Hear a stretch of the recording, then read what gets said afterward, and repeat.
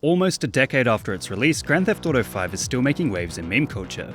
Franklin getting roasted by Lamar is perhaps one of the greatest verbal smackdowns of all time, and since it came out, meme creators have used it in incredibly creative ways since the game's release in 2013.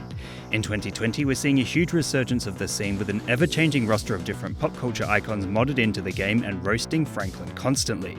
Not only has this phrase been huge in meme culture since GTA 5 came out in 2013, but over the years it has consistently evolved and adapted to modern tastes.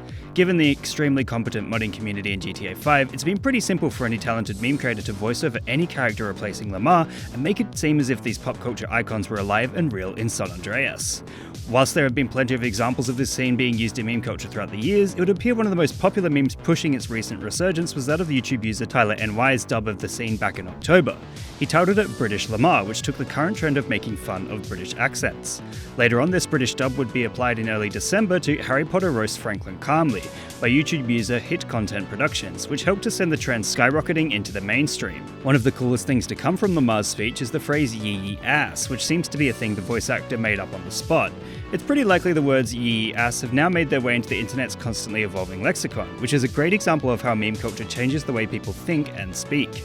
When it comes down to it, this meme is another example of a fractured fairy tale, which is a trope that involves taking recognizable figures and stories and twisting them into something unfamiliar.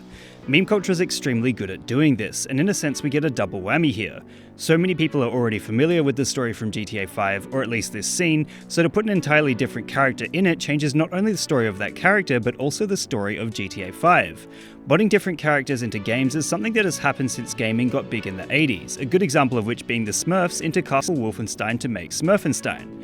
It's a really cool demonstration of how meme culture and gaming can change stories in big ways other mediums can't.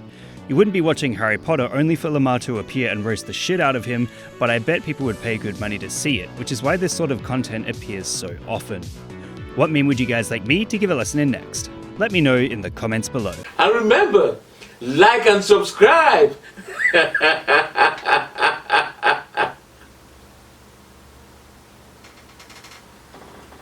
Or else.